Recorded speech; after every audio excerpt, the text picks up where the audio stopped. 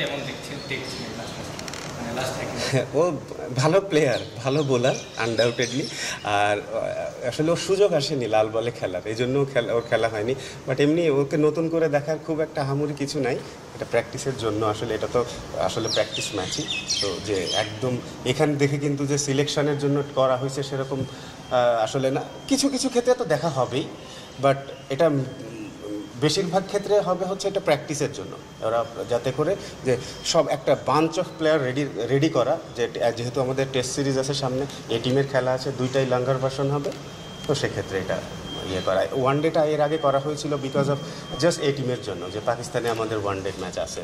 যারা যারা যাচ্ছে এরা সবাই এ টিমের প্লেয়ার, ন্যাশনাল টিমের বলা যাবে না, কারণ এ টিম খেলতে যাচ্ছে, যে প্লেয়ার যাবে সেই প্লেয়ার এ টিম।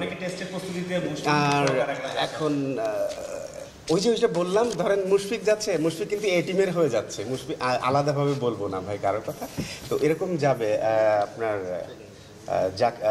মমিনুল আছে, মুশফিক আছে, তারপর সব থেকে বড় যে ব্যাপারটা, যদি এখান থেকে যারা ন্যাশনাল টিমে যাবে, যারা ফার্স্ট 4 ডে ম্যাচের জন্য যাচ্ছে, তো ওখান থেকে গেলে ওরা একটা ম্যাচ খেলতে পারবে, যারা টেস্ট টিমে চান্স পাবে। তো সেক্ষেত্রে আমরা চিন্তা করেছি যে কিছু ওখানে যারা টেস্ট টিমে তাদের জন্য যাবে, টেস্ট টিমে তাদের জন্য একটা খুব ভালো প্র্যাকটিসের ব্যবস্থা, যেটা আসলে আমাদের এখানেও কিন্তু বেশ ব্যাহত হয়েছে প্র্যাকটিস, বৃষ্টির কারণে, বিভিন্ন কারণে আমাদের আসলে প্র্যাকটিসটা খুব ভালো যে হয়েছে তা বলা যাবে না। তো এই 4 দিনের ম্যাচটা আমাদের জন্য খুব ভালো হেল্পফুল হতে পারে বলে আমার মনে হয়।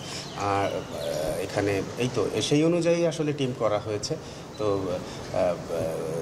ফার্স্ট ম্যাচের জন্য টিম দেওয়া হয়েছে, তারপর আসলে অ্যাকর্ডিংলি যাবে এটা, যে সেকেন্ড ম্যাচ হবে, ফার্স্ট ম্যাচের পরে যারা টেস্ট টিমে চলে যাবে ওদের রিপ্লেসমেন্ট হিসেবে বাকিরা যাবে সেকেন্ড টিমে।